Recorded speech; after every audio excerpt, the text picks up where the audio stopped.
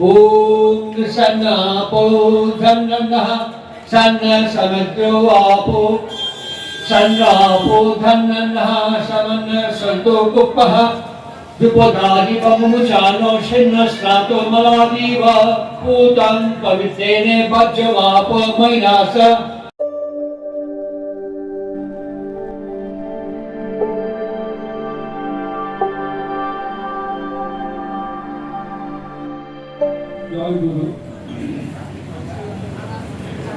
আমার এই বিশ্বের পরমাত্মীয় বৃন্দ এবং সারস্বত সভা পুরোহিত যে উপলক্ষে এই পরিবার আজকে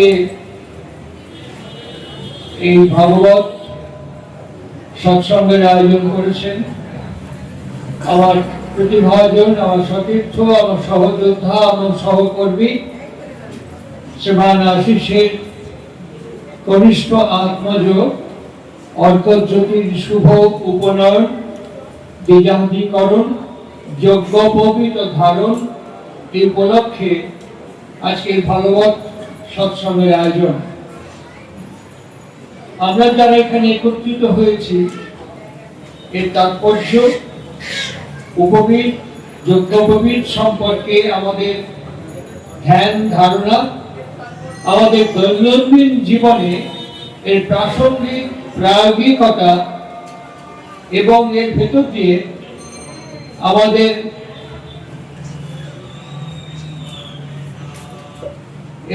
দিয়ে আমাদের যে অগ্রগমন, মুখবন্ধের সময় আশিস যে কথা বলল যে সেই ব্রহ্মোপাসনা কেমন করে সম্ভব হয়। শুরুতে একটা কথা আপনাদের বলি, এখন এই মুহূর্তে 19শে জুন সমস্ত পৃথিবীকে কিনে ফেলতে পারে, গোটা পৃথিবীকে কিনতে পারে। জানেন তার নাম কি? গোটা পৃথিবীকে কিনতে পারে তার নাম কি জানেন? তার নাম হচ্ছে ইলন মাস্ক, যিনি এই গোটা পৃথিবী গ্রহকে কিনে ফেলতে পারে। ধন সম্পত্তি, জাগতিক বৈভব এবং ঐশ্বর্যে তিনি এখন বিশ্বের মধ্যে 1 নম্বর ধনকুবের, যিনি হিসেব করে গতকাল প্রকাশ করা হয়েছে, যিনি গোটা পৃথিবীর যা মূল্য তা দিয়ে তিনি গোটা পৃথিবীটাকে কিনতে পারেন।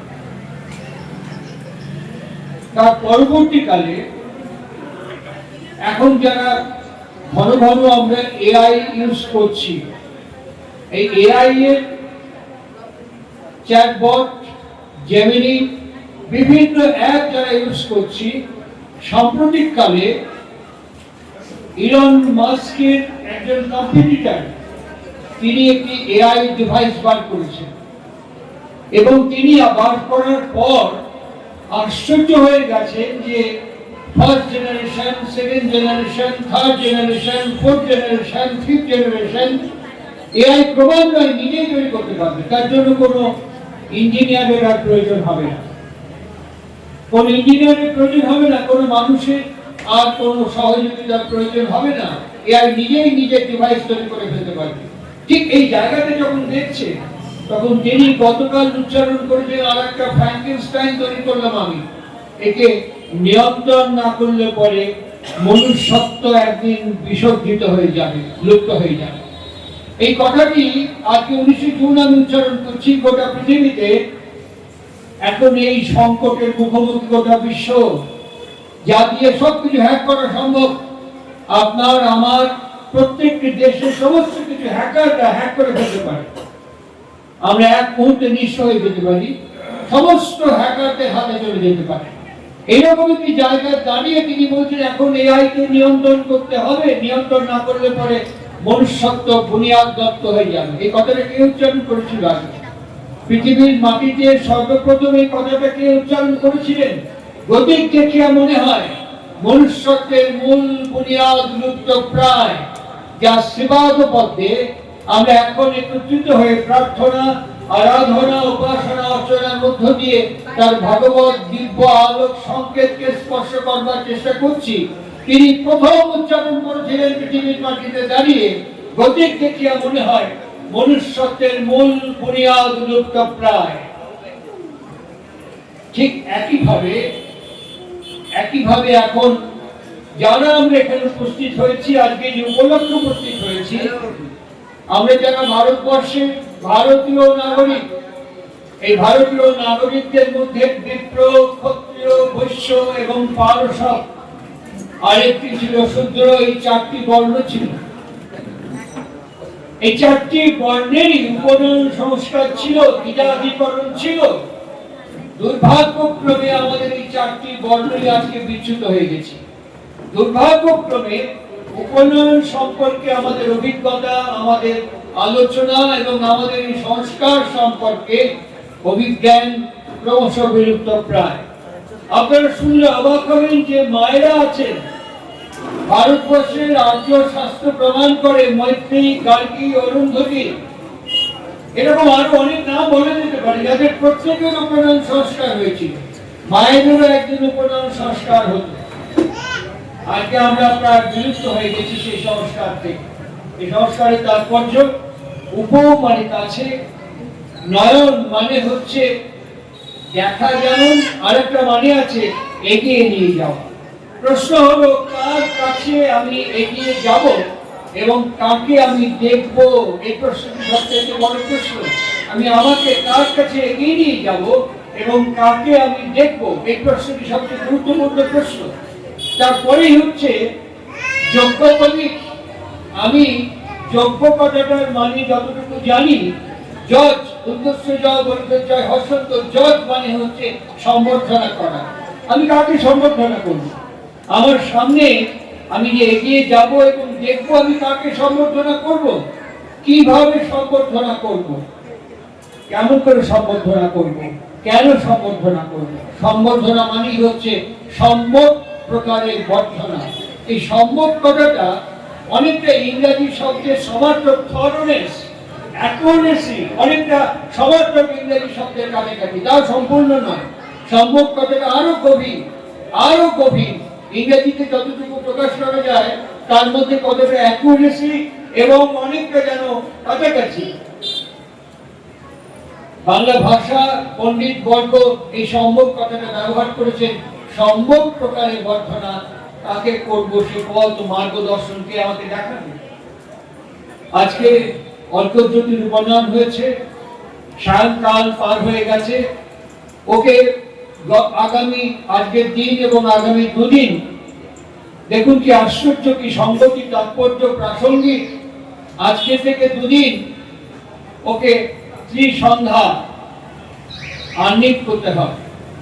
আমাদের যে বইটি, আমার সহযোদ্ধা, আমার সহকর্মী, আমার অত্যন্ত প্রতিভাজন স্নেহের শ্রদ্ধেয় ঋত্বিক দেবতা সজল কুমার দাস পাঠ করলেন, ওই বইটির মধ্যে একটি বাণী আছে, সন্ধ্যা ও প্রার্থনা।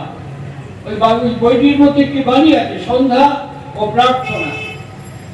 আপনারা জানেন যে আমাদের পূজনীয় ঋতিকাচার্য কৃষ্ণপ্রসন্ন ভট্টাচার্য, উনি শ্রী শ্রী ঠাকুরকে জিজ্ঞাসা করছেন, সন্ধ্যা বলতে কি বুঝবো?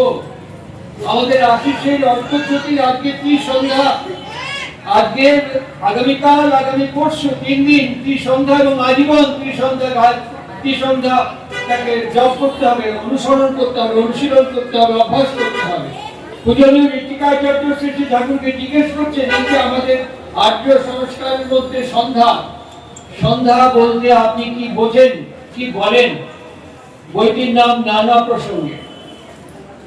এই বইটির মধ্যে শ্রী শ্রী ঠাকুর সঙ্গে সঙ্গে উত্তর দিচ্ছেন, সন্ধ্যা মানে হচ্ছে ধ্যান করা। সন্ধ্যা মানে হচ্ছে ধ্যান করা। সন্তান স্মরণ যে পাঠ করা হলো, সজল কুমার দাস শ্রদ্ধ ঋত্বিক দেবতা পাঠ করলেন, তার মধ্যেই আছে যে কোনো একটা চিন্তাকে নিয়ে লেগে থাকা। আত্মা মাঝে মাঝে বিক্ষেপ এনে দেয়, কিন্তু আমাদের ভেঙে দিতে পারে না। তাহলে ধ্যান মানে তাই, আর সন্ধ্যা মানেও তাই। এই যে বিজাতীকরণ ঠাকুর একটু মডিফাই করে দীক্ষার গ্রহণের মধ্য দিয়ে আমাদের বিজাতীকরণ করেছেন। জন্মনা জায়তে শূদ্র সংস্কারাৎ ভবেৎ দ্বিজ, এই বলে একটি শ্লোক আছে। আমাদের জন্ম থেকে আমরা অসুচিকৃত অবস্থায় জীবনকে যাপন করি। জন্মনা জায়তে শূদ্র, সংস্কার ভাবে দিকে, এটি একটি সংস্কার, উপনয়ন একটি সংস্কার। এরকম 10খানা সংস্কার আমাদের আর্য ঋষিরা প্রবর্তন করেছিল, তার মধ্যে উপনয়ন একটা সংস্কার। আর ঠাকুর অনুকূল চন্দ্র একটু মডিফাই করে তিনি দীক্ষাকে সংস্কারের মধ্যে নিয়ে এসছেন। দীক্ষাও এক ধরনের দ্বিজত্ব প্রাপ্তি। দীক্ষা গ্রহণ করা মানে এক ধরনের দ্বিজত্ব প্রাপ্তি। দীক্ষা মানে আমি এই সংস্কার ভাবে দ্বিজ, আমি সংস্কারের সংস্কার গ্রহণ করছি। কি সংস্কার? কি সংস্কার? একটু অবাক হয়ে যাবে, খুব বিস্মিত হয়ে যাবেন। কুরুক্ষেত্রের যুদ্ধ তখন কয়েকদিন পার হয়েছে, যখন যখন আমাদের আমাদের ধর্মপ্রাণ যুধিষ্ঠির উচ্চারণ করলেন দ্রোণাচার্যকে উপলক্ষ করে, অশ্বত্থামা হত ইতি গজ, ওটা আসতে বলছে। দ্রোণাচার্য কিন্তু যুধিষ্ঠিরকে জিজ্ঞাসা করেননি অশ্বত্থামা মারা গেছে কি বেঁচে আছে, যুধিষ্ঠিরকে জিজ্ঞাসা করেনি। এত সত্যবাদী, এত সত্যনিষ্ঠ ব্যক্তিকে দ্রোণাচার্য জিজ্ঞেস করেননি, কারণ উনি তার গুরু। তিনি কাকে জিজ্ঞেস করলেন? স্বয়ং জনার্দন, স্বয়ং বাসুদেবকে জিজ্ঞাসা করছেন। কথা কিরকম, কথা কেমন? ইহকাল যেমন পরকালকে নিয়ন্ত্রণ করে, ইহকালের বাক্য, ব্যবহার, আচরণ এবং কর্ম এগুলি ইহকালের সঙ্গে যুক্ত, যা আমার পরকালকে নিয়ন্ত্রণ করবে। এগুলো ইহকালের সঙ্গে সম্পৃক্ত এবং সংযুক্ত বাক্য, ব্যবহার, আচরণ, কর্ম, যা আমার পরকালকে নিয়ন্ত্রণ করবে। এই জন্য মার্গদর্শন প্রয়োজন।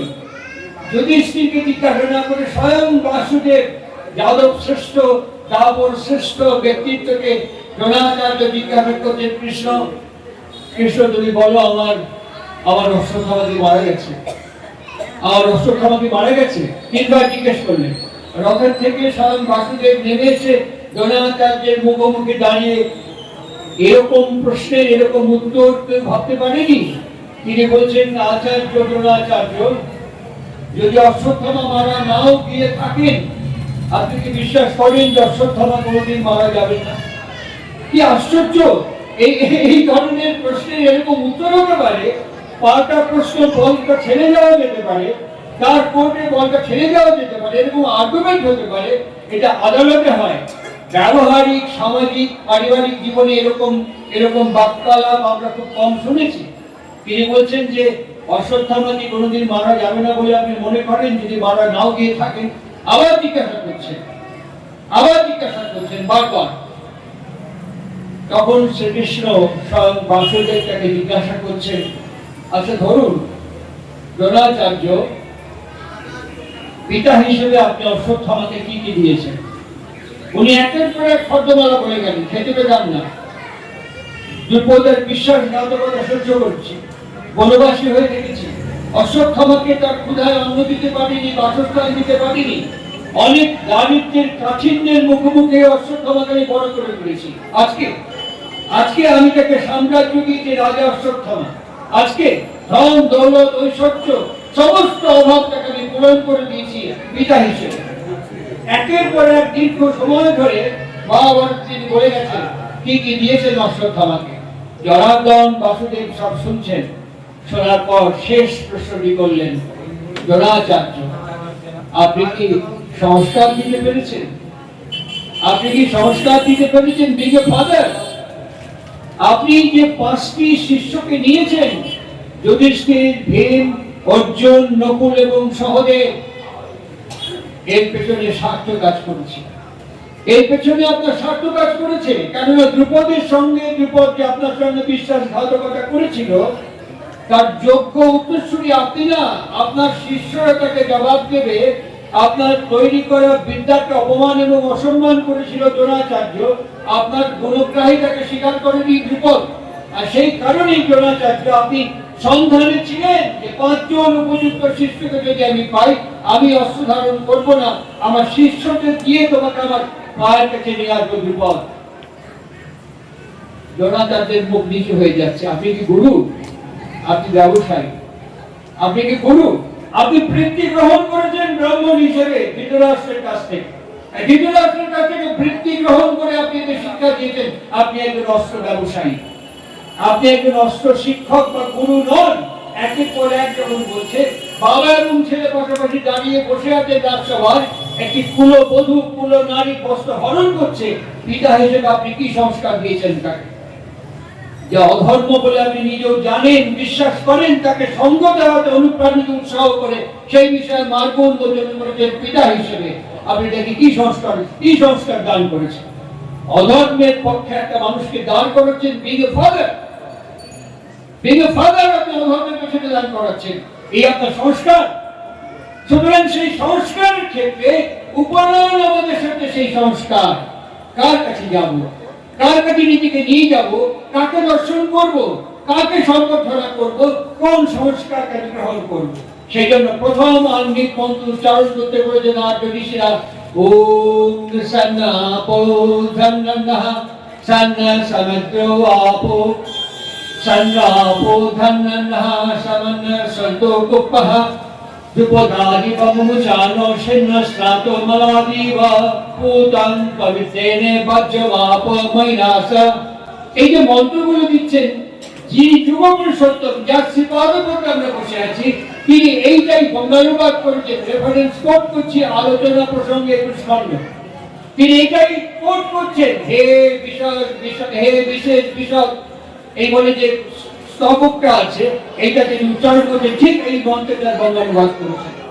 আমাদের অনুশ্রুতির প্রথম খণ্ড বইয়ের মধ্যে দেখছেন, অঘবর্ষণ যজ্ঞ করে উড়িয়ে দিতে সব পাপকে বলে একটি বাণী আছে ঠাকুরের। আমাদের আর্য ঋষিরা, তার নাম ছিল ঋষি অঘবর্ষণ। এই অঘবর্ষণের নামে অঘবর্ষণ মন্ত্র তৈরি হয়েছিল। ওম ঋতঞ্চা সত্যঞ্চা এরকম করে একটি মন্ত্র তৈরি হয়েছিল। আর সেই মন্ত্রটি ইনি বর্তমান যুগ পুরুষোত্তম আমার গুরুদেব, তিনি বঙ্গানুবাদ করে বলছেন, স অয়নুষ্যত বৃত্তভি ধ্যানত বসায় গতি অস্থি অনিজাত হইল। শুধু এখানে না, আর্য প্রতিপক্ষ পঞ্চম খণ্ডে তার স্তোত্র দিচ্ছেন, ওগো কেবল স্বয়ং বকশী অনুষ্যত প্রকৃতির, এই বলে তিনি একটি লম্বা স্তোত্র দিয়েছেন। তাহলে দ্বিতীয় যে আমি হব, দ্বিজাধিকরণ যে আমি করবো, দীক্ষার মধ্য দিয়ে আমার প্রত্যেক দিনের জীবনে এটি কি পরিপালনীয়? আমার প্রত্যেক দিনের রুটিন জীবনে আপনার ইনিশিয়েশন টিল 19 জুন, আমি কি এটা প্রত্যেক দিন আমার কর্মসূচির মধ্যে রেখেছি কি? এই জিজ্ঞাসাগুলোর জন্যই আজকে সৎসঙ্গ। তারপরে আমরা বলি হে সূর্য, আর আমাদের সংস্কৃতের পরেই মন্ত্র আছে, ও আমরা যে বলি যে আমার উদর মন বাক্য হস্তপদ উদর শিষ্ট দ্বারা যে সমস্ত দুরিত কর্ম করিয়াছে, আলোক তাহা অবলুপ্ত করিয়া দেব মনুষা বাচা হস্ত পদ্মাম উদরেণ শিষ্টাদি দ্বারা, এই বলে এই মন্ত্রটি সংস্কৃতে তিনি দিয়েছেন ঋষি। আমরা সেটি তার বঙ্গানুবাদ করেছেন শ্রী শ্রী ঠাকুর অনুকূল চন্দ্র। এটাকে বলে আহ্নিক করা। ঋত্বিকাচার্য জিজ্ঞাসা করছেন শ্রী শ্রী ঠাকুর অনুকূল চন্দ্রকে, আহ্নিক করা মানে কি? আহ্নিক করা কাকে বলে? ঠাকুর অনুকূল চন্দ্র বলছেন, আহ্নিক মানে হচ্ছে উপাসনা। আমাদের গীতনির সৎসঙ্গতে প্রকাশিত প্রার্থনা বইটা শেষে দেখবেন একটা বাণী আছে, উপাসনা। ঈশ্বর আমার উপাসনা তোমাতে নিরন্তর হয়ে ওঠো, এই বাণী আছে। তার মধ্যে কি, তুমি নিরন্তরতা আমার মধ্যে সজাগ হয়ে থেকো। ওই উপাসনা মন্ত্রের মধ্যে আছে, তুমি নিরন্তর ভাবে আমার মধ্যে সজাগ হয়ে থেকো। আর কি, যারা যারা এই মার্গকে উন্মোচন করে পালন করে আমাদের কাছে দৃষ্টান্ত হয়ে আছেন, আমি যেন তাদের মতন করে চলতে পারি। এই জন্য বলছেন, পূর্বতনে মানে যারা জানিস নিছক মেচ্ছ যারা। পূর্বতন মানে শুধু অবতার বিগ্রহ না, যে প্রবর বলে চিহ্নিত করা হয়েছে, অসিত দেব বলে সান্ডিল্য, এরকম প্রত্যেকটি গোত্রের মধ্যে এক একজন প্রবর আছেন। প্রবর মানে যারা প্রতিষ্ঠিত রূপে বরণীয়। আমাদের এই ক্ষেত্রেও সৎসঙ্গ আন্দোলনে যারা প্রতিষ্ঠিত রূপে বরণীয়, যারা এইভাবে করতে করতে গেছেন, তাদের ওই কৃতকার্যতার পথকে সংকল্প করে সেই মার্গকে উন্মোচন করে আমি সন্ধ্যা একে স্মরণ মনন এবং আচরণের মধ্য দিয়ে জীবন্ত করে তুলছি কিনা অভ্যাসের দ্বারা। এই হচ্ছে সৎসঙ্গ করা। আর তা যদি না করি, শুধু ওম ব্রহ্ম পরব্রহ্ম করে গেলাম, বিশ্ববিধি করলাম, ওটাকে বলে কয়েন থ্রোয়িং সিস্টেম। ওটাকে বলে কয়েন থ্রোয়িং সিস্টেম। তার মধ্য দিয়ে ঠাকুর বলতে নগর আছে, নাগরিক নেই, তাই জন্য গুটকা ফেললে আগামী সেপ্টেম্বর থেকে ফাইন হবে। যেতে যেতে খুব করে একটু পিক ফেলে দিলাম, একটা সিগারেটের প্যাকেট রাস্তায় ফেলে দিলাম, 500 টাকা ফাইন হবে আগামী 1 সেপ্টেম্বর থেকে। এটা কি নাগরিকের কর্তব্য? একটি বিদেশে এখানে সাগর মজুমদার আছেন, ওনার খুব ঘনিষ্ঠ বান্ধব ছিলেন এস.কে পাল, তাই তো? উনিও একই সাথে সমলদার সাথে ব্যবসায়ী হিসেবে কাজ করতেন। এস.কে পাল যখন দীক্ষা নেয় তার বাড়িতে আমি আর সমলদা ছিলাম, গল্প করছেন, জার্মানিতে গেছেন। জার্মানিতে গিয়ে উনি দেখছেন যে যারা বাদাম খাচ্ছে বা কিছু খাচ্ছে একটা একটা ক্যাবের মধ্যে ওগুলো ফেলে দিচ্ছে।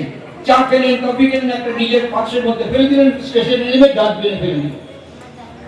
উনি প্রথম বাদামের খোসাগুলো খেয়েছিলেন। তখন সেই জার্মানি ভদ্রলোক বলছে, আর ইন্ডিয়ান? ভারতবর্ষকে কোথায় পৌঁছে দিল একটা ব্যক্তি ভারতবর্ষকে কোথায় পৌঁছে দিল প্রশ্ন, আর ইন্ডিয়ান? মানে ইন্ডিয়া স্বাভাবিক খাওয়া ছবি না। আর জার্মানিরা কখন এই শিক্ষাটা শিখে ওরা খেয়ে তাদের নিজেদের ক্যাবের মধ্যে রেখে ডাস্টবিন ইউজ করছে, ইউজ মি বলে লেখা আছে, সেই ডাস্টবিনে ফেলে দিচ্ছে, আমরা খুব করে পিক ফেলে দিই। এই লোকটাই যখন মেট্রোতে যাবে, যেখানে সেখানে পিক করে পিক ফেলতে পারবে, সিসি ফুটেজ ধরছে, নেক্সট স্টেশনে অ্যারেস্ট হবে, নেক্সট স্টেশনে সেই লোকটা অ্যারেস্ট হবে। আমি নিজে থেকে যাও, ফুটকা খেতে খেতে মুখ ফুলে গেছে, লাস্টে এরকম করে যখন হিক্কা তুলতে তুলতে পরবর্তী স্টেশন করে গেল, তারপরে যে একটা 10 টাকা দিয়ে জলের বোতল কিনে খেলো। এই লোকটাই যখন সার্ভিস ট্রেনে উঠছে তখন যেখানে সেখানে ফেলে যাচ্ছে। কে কাছে নিয়ে যাবে? কে মার্গ উন্মোচন করাবে? উপাসনা বাণীর মধ্যে বলছেন, আমার খাদ্য পানীয় পরণ পরিচ্ছদ প্রয়োজন। কি করবে? তোমার এই সার্থকতাকে বাস্তবায়িত করে তুলবে। আমাদের গীতনি প্রার্থনা বইয়ের শেষে উপাসনাটি আছে, এখনো প্রিন্ট করা আছে। একবার দেখবেন, চোখ বুলিয়ে বাণীটা খুলে। এটিকে আমি প্রত্যেকদিন করি। দিস ইজ কল আহ্নিক করা। এই আহ্নিক যদি আমি সংস্কৃত না করি, ঠাকুর অনুকূল চন্দ্রের ওই হে বিষব থেকে যিনি সবের আগে পর্যন্ত, এই আমরা বললাম সেই ব্রাহ্মণকে প্রণাম করি, গঙ্গানুবাদ ওম ব্রাহ্মণে নমঃ, ওম ঈশায় নমঃ, এই পরপর ঠাকুরের আগে এইগুলো গঙ্গানুবাদ করেছেন তিনি। আর একজন করেছিলেন, তার নাম, তিনি স্বামী সর্বানন্দজির পরম আত্মীয়, তার নাম বিশিষ্ট মনীষী ঋষি সাধক তপস্বী, তার নাম সে অনির্বাণ। আমি তার গঙ্গানুবাদ করেছি। আর পাশাপাশি ঠাকুর অনুকূল চন্দ্রের গঙ্গানুবাদ করেছি। হেভেন হেভেন বাংলা সাহিত্যকে কোথায় পৌঁছে দিয়েছে, কথাটা আমার নয়, কথাটা দেশ পত্রিকার যিনি প্রাক্তন সম্পাদক ছিলেন অমিতাভ চৌধুরী, তিনি আমাদের শ্রদ্ধেয় প্রণম্য ব্যক্তিত্ব শীর্ষেন্দু মুখোপাধ্যায়কে বলছেন, শীর্ষেন্দু, তোমার ঠাকুর যেসব ভাষা শব্দ ব্যবহার করে গেছেন, আগামী বাংলা শব্দ, আগামী বাংলা সাহিত্যকে অনেক অনেক অনেক সমৃদ্ধ করে গেছেন। শীর্ষেন্দু অবাক হয়ে বলছেন, আপনি এগুলো জানেন? উনি বললেন, ঠাকুরের সমস্ত বই আমার কেনা, আমি পাঠ করি। তিনি দীক্ষা গ্রহণ করেননি, কিন্তু তিনি পাঠ করে বুঝেছেন ঠাকুর অনুকূল চন্দ্র কি প্রদান করেছেন। আরো একজন ভারতবর্ষের প্রাক্তন রাষ্ট্রপতি ডক্টর সর্বপল্লী রাধাকৃষ্ণন, আমাদের পূজনীয় ঋতিকাচার্য রায়সেনা হিলে ঠাকুরের সমস্ত লিটারেচার নিয়ে গিয়ে তাকে দিয়েছিলেন, দিয়ে বলেছিলেন, আপনি আমাদের দেওঘরে একবার আসবেন ঠাকুর সন্দর্শনে। উনি বললেন, 5-7 দিন বাদে আপনি আসুন। 7 দিন বাদে যখন গেলেন, প্রায় 150 খানের কাছাকাছি বই, বাংলা ইংরেজি সব মিলিয়ে। সর্বপল্লী তিনি হাঁ করে কৃষ্ণপ্রসন্নকে দেখে বললেন, আপনি যে বইগুলো দিয়ে গিয়েছিলেন ওগুলো পড়লাম। কৃষ্ণপ্রসন্ন হাঁ করে বলতে, এই সবকটা বই আপনার পড়া হয়ে গেছে? বলছে, হ্যাঁ, সবকটা পেয়েছি। পড়ে দেখলাম আমার ওখানে যাওয়ার কোনো প্রয়োজন নেই, আপনার ঠাকুরের কাছে আমার যাওয়ার কোনো প্রয়োজন নেই। তখন অবাক হয়ে বললেন, কেন? বললেন, উনি কাছে বসে থাকা খুব একটা পছন্দ করতেন না, উনি যা বলেছেন সেটা করাকে বেশি পছন্দ করতেন। সুতরাং আমি যদি রাইসেনা হেলে সেগুলো করি, আপনার ঠাকুর দেওঘরে থাকলো, আমি ডাকা মাত্রই আমার রাইসেনা হেলে ঠাকুর এসে পৌঁছবেন। যখন ফিরে আসলেন, ঠাকুরকে ঋতিকাচার্যের বিষয়ে একটি শব্দ উচ্চারণ করলেন না। ঠাকুর উপজাতকে জিজ্ঞেস করছেন, সর্বপল্লী কি করলো কেষ্টদা? কৃষ্ণপ্রসন্ন ভট্টাচার্য উত্তর দিলেন, he is too much egoistic, he is too much egoistic. Thakur ঠিক করে হেসে বলে, ভেতরে কিন্তু মাল আছে, ভেতরে কিন্তু মাল আছে। মলকোষটা ধরে নিয়েছেন, তার কাছে জ্ঞান হয়ে বসে ধ্যান করলে কিছু হবে না। তিনি যা বলেছেন তাকে করলে পরে আহ্নিক হবে, উপাসনা হবে, ধ্যান হবে। কেমন করে হবে? কি করে হবে? এগুলো তার গঙ্গানুবাদ করেছেন, এগুলো আমাকে রেগুলার উচ্চারণ করতে হবে। উচ্চারণ করলে কি হয়? আজকে আমাদের প্রত্যেকটি জিনিস বিজ্ঞানকে বুঝতে হবে যে জল দিয়ে আচমন করছি, জল দিয়ে ছেটাচ্ছি, কি হয়? হে জল, তুমি আমাদের সর্ব পাপ বিলীনমুক্ত করিয়া তোলো। ঠাকুর গঙ্গানুবাদ করে বলেন, হে জল, তুমি আমাদের সর্ব পাপ বিলীনমুক্ত করিয়া তোলো। দেখবেন আপনি ঘুম থেকে উঠে অথবা রাস্তায় পরিশ্রমের পর ফিরে এসে চোখে মুখে জল দিয়ে, ঘাড়ে গলায় জল দিলে পরে অনেকটা ফ্রেশ বোধ করবেন, অনেকটা ফ্রেশ। কেন?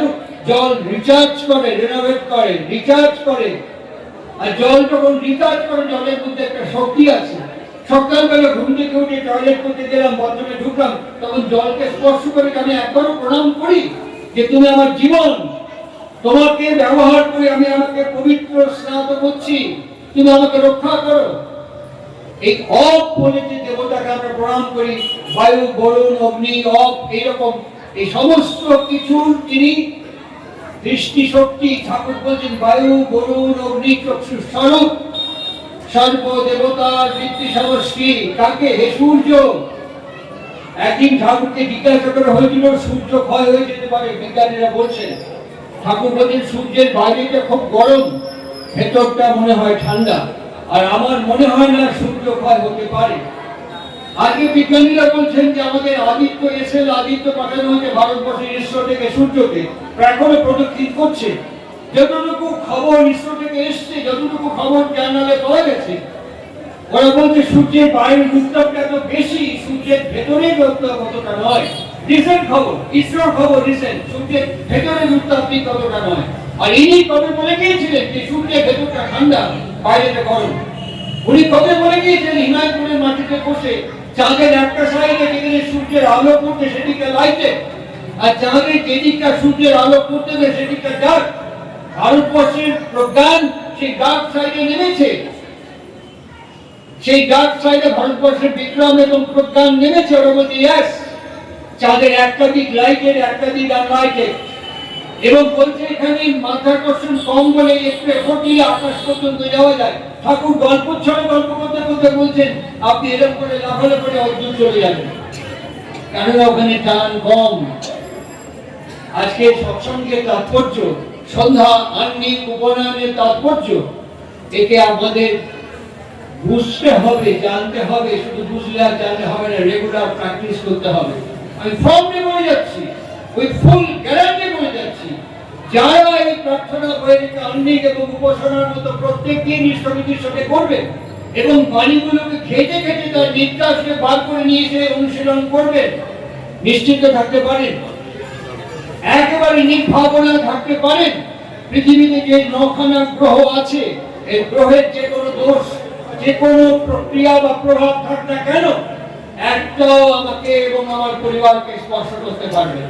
বেলেঘাটায় একজন গুরু ভাই, আমি জানি না, রয়্যাল বলে একটা সিনেমা ছিল বেলেঘাটায়, ওখানকার ওই পাশেই একটা রাবার কারখানা, ন্যাশনাল রাবার বলে একটা ফ্যাক্টরি ছিল, ওই পাশে একটা বস্তিতে থাকতো আমাদের দীক্ষিত, ওখানে আগে সবসময় মধ্যে যেতাম। সে ঠাকুরের সামনে দাঁড়িয়ে বলছে আমি জ্যোতিষ দিতে গিয়েছি, আমার 9খানা গ্রহই খারাপ, একটা কবজ দিতে বলেছে, তার যা দাম আমি তো মাইনে পাই না, সংসার চালাতে পারি না, ওই দাম দিয়ে আমি কবজ করতে পারবো না। ঠাকুর হাসতে হাসতে বলছেন তুই থাকিস কনে? বলে বেলেঘাটা। আর তুই জাগরের নাম করি ওইরা থাকে কনে? বলে কারা? তুই এতক্ষণ যাদের নাম করি হা করে থাকে, এই যে জাগরের নাম করি, রাহু, শনি, কেতু, সূর্য, নবগ্রহের নাম বললো, ওইরা কনে দেখো, আমি কি করে জানবো? তুই যেখানে থাকিস, যার কাছে থাকিস, ঘুরেও সদা সেখানে তারই কাছে থাকে। একেবারে ফুল গ্যারান্টি, একেবারে ফুল গ্যারান্টি দিচ্ছেন। এই গ্যারান্টিটাকে ইউটিলাইজ করতে হবে। আপনি আমাকে একটা দামি মোবাইল দিয়ে দিলেন, আমি যদি তার ব্যবহার বিজ্ঞান না দিলে ওটা মোবাইল হয়ে পড়ে থাকবে আজীবন। আপনি আমাকে একটা দামি দামি জিনিস দিলেন, ওটা যদি ব্যবহার বিজ্ঞান না দিলে ওটা পড়ে থাকবে আজীবন আমার কাছে। ঠাকুর বলেছিলেন সিদ্ধ নয়, মন্ত্র দেয়, মরে মারে করেই খায়। এই সিদ্ধটা যখন আমি অর্জন করতে পারবো, তখন অফকোর্স আমার এই বাক যেন দীর্ঘদিন অনন্তকাল স্খলিত হয়ে থাকে। তিনি বলছেন শেষের দিকে আমার এই বাক যেন দণ্ডবিহীন হইয়া সদাবধি বর্ষকাল বাঁচিয়া থাকে। এই কথাগুলো আহ্নিক এবং উপাসনার মধ্যে এই সংস্কার দ্বিজত্ব প্রাপ্তির পর আমরা প্রাপ্ত হই।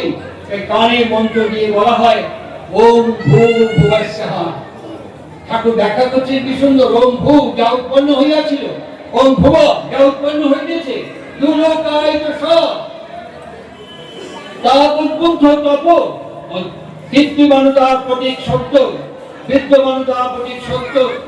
সেই সূর্যের আরাধ্য ভক্তদের তাকে আমি প্রণিপাত করছি। কি দিয়ে? আমার ঘি এবং মেধা।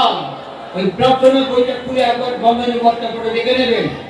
এটা হচ্ছে গায়ত্রী মন্ত্রের গঙ্গানুবাদ। এটা হচ্ছে আহ্নিক এবং সন্ধ্যা উপাসনা করা। শুধু দশার করগুলি হলো না, এটাকেও ঠাকুর পূর্ণাঙ্গ প্রার্থনা বলেননি। গীতি থেকে শতবর্ষে প্রকাশিত একটা পুস্তিকা, তার মধ্যে ইন্দুভূষণ গুহ লিখেছিলেন। ঠাকুর আলোচনা প্রসঙ্গ দিয়ে কোট করে গীতি থেকে প্রকাশিত হয়েছিল শতবর্ষে ঠাকুরের।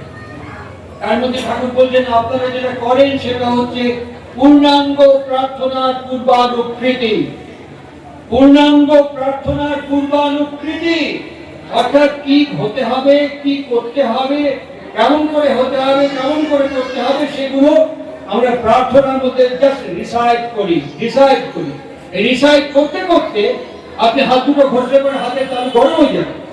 5 বার ওপর নিচ করলে পরে বুকে ধরপড় করবে। সুতরাং এই রিসাইট করতে করতে আমার কি হবে, খুব ভালো করে আমার কথাটা শুনুন, আমি বেশিক্ষণ কথা বলবো না।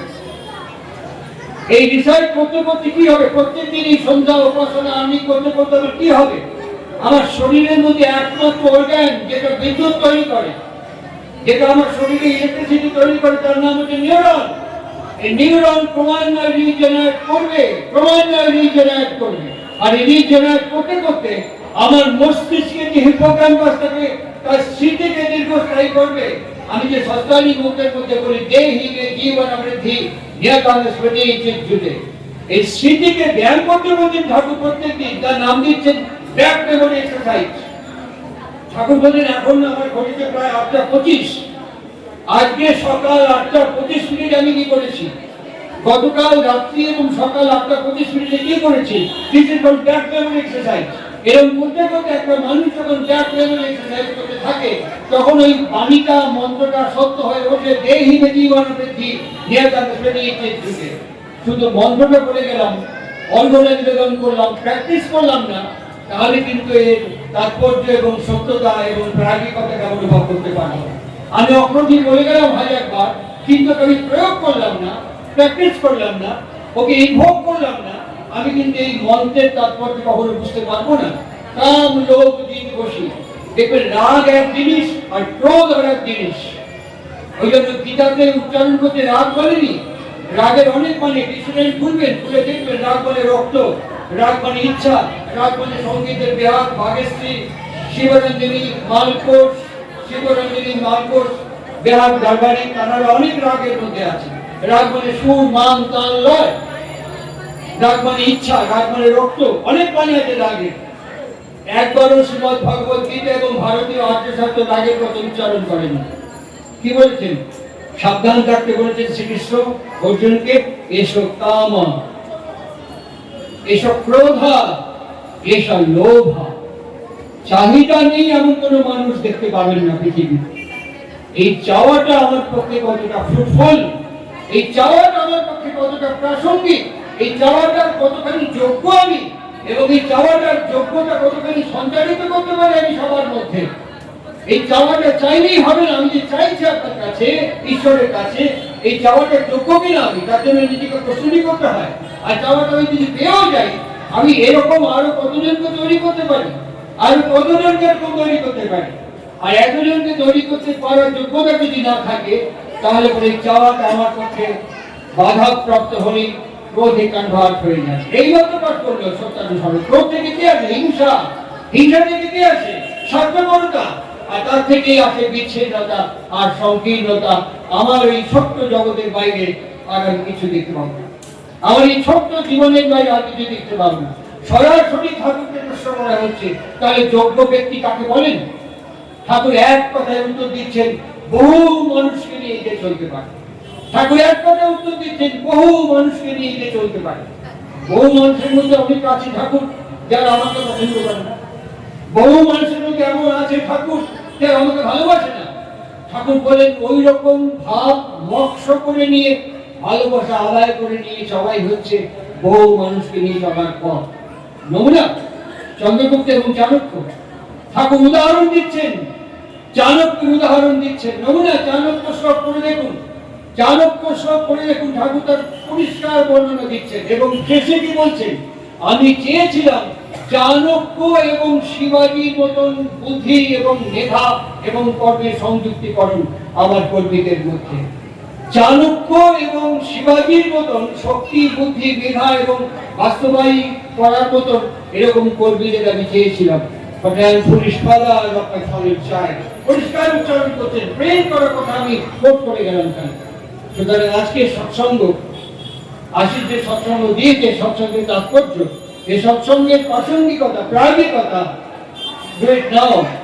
আজকে আশিসের ছেলেই শুধু আর্নি করবে না, উপাসনা করবে না, এটা আমাদের প্রত্যেক দিন করা উচিত, যদি আমি বিবেচনা করে থাকি। সিদ্ধান্ত আমার। আর এর নাম ইষ্টপ্রীতি। ওই জন্য ইষ্টপ্রীতি পরে প্রচলন হয়েছে, আগে সস্তায়নী প্রচলন হয়েছে, তারপরে ইষ্টপ্রীতি প্রচলন হয়েছে। সস্তায়নীর মধ্যে তিনি পরিষ্কার বলছে, তুমি যদি চাও, তোমার দেহ যদি ঠিক না থাকে তুমি কি করে ঈশ্বরের কথা বলবে? তোমার দেহ যদি ঠিক না থাকে তুমি কি করে চলবে? এটাকে মন্দিরের বিগ্রহের প্রতি যত্ন করো। আর তোমার ভেতরের যে বৃত্তি এবং প্রবৃত্তি, ওটা না করলেও চলবে, ঠাকুরই সব। ওটা না হলেও হয়, দীক্ষা তো নিয়েছি, নাম জপ করে যাবো কেন? এরকম বারবার তোমাকে ফমেন্ট করবে, তোমাকে বারবার এরকম করে ফমেন্ট করতে থাকবে। আর তুমি যদি সেটাকে প্রশ্রয় এবং আশ্রয় দাও, তাহলে পরে ওই বৃত্তির অধীনস্থ হয়ে যাবে, তুমি ওকে অতিক্রম করতে পারবে না। আইডেন্টিফাই করো বৃত্তিকে, এবং আইডেন্টিফাই করো, অ্যারেস্ট করো। প্রত্যেককে বৃত্তি এবং প্রবৃত্তিকে দমন বা নিরোধ না করে ইষ্টানুকূল নিয়ন্ত্রণ করো। দেবেন্দ্রের বইগুলো দেখো, ঠাকুর এটা কি বলছে এক্ষেত্রে আমাকে। আচ্ছা, আপনি বলুন তো, কি কোনো আশ্রম ইষ্টবিধি করে? কোন আশ্রম যজন করে? কোন সংগঠন যজন করে? কোন সংগঠন, কোন অর্গানাইজেশন যাজন করে? কোন সংগঠন, কোন অর্গানাইজেশন সস্তানি করে, ইষ্টবিধি করে? আমি দেওঘরে গিয়ে জিজ্ঞেস করেছিলাম, ওখানে এই সংগঠন ইষ্টবিধি করে, যজন করে, যাজন করে? ওরা আমার প্রশ্নের উত্তর দিতে পারে, হাত লাগিয়েছিল। হাত বলে কেউ করে না, কেউ করে না। সংগঠনকে জায়গা দেয়, তুমি এখানে এসো, তুমি এখানে দাঁড়াও, তুমি এখানে দাঁড়াও, তুমি এখানে এসো। ব্যক্তি করে, যজন করে ব্যক্তি, যাজন করে ব্যক্তি, ইষ্টবিধি সস্তানি করে ব্যক্তি। এই ব্যক্তিগুলো যত পরিশুদ্ধ হয়ে সমাবিষ্ট হবে, এই ব্যক্তিগুলো যত সংস্কৃত হয়ে একসাথে যুগবদ্ধ হবে, ততই সংগঠন গ্লোরিয়াস হয়ে উঠবে। এখন কি চাই সেটা আমি সিদ্ধান্ত নেব। প্রত্যেকে ভালো থাকবে, প্রত্যেকে সুস্থ থাকবে, প্রত্যেকের জয় জয়কার হোক। জয় গুরু, বন্দে পুরুষোত্তম।